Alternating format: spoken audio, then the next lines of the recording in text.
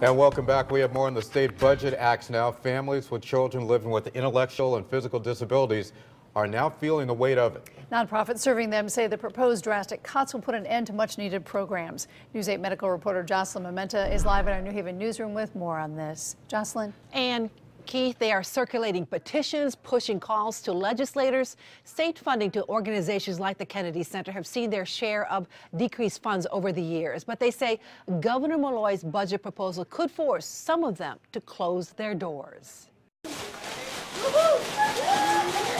Transitioning from school to adulthood is a tough time for a lot of people. It's even more challenging for these young adults with intellectual and physical disabilities.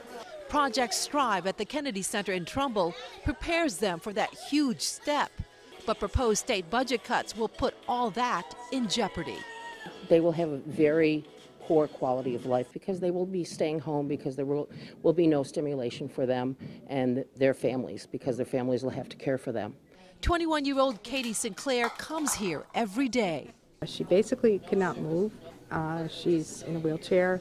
She's tube fed. If these cuts do go into effect, there's no place for Katie to go come July. Leaving single mom Jean with 3 options: quitting her job as a nurse to stay home with Katie, or costly home care, which denies Katie social opportunities. The third? Number 3, which is the most difficult one, would be to force an emergency surrendering of Katie to the state of Connecticut for residential placement. Nonprofits like the Kennedy Center I think you will see more nonprofits closing their doors. are already running in a deficit due to dwindling state funding.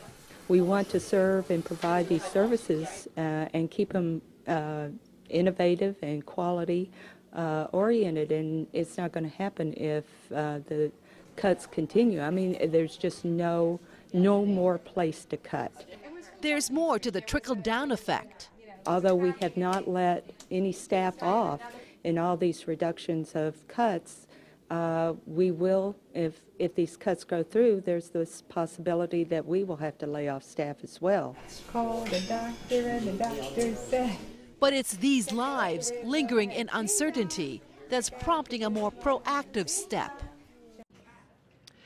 At the bottom of the home page of the Kennedy Center website, there's a legislative button which makes it easy to email or call state legislators. The center provides all kinds of services from mental health to autism. They say a big concern in this year's budget, a 60% cut to funding dollars to support children and adolescents with emotional mental health issues, which the panel on the Newtown report recommended needed to be increased. Back to you.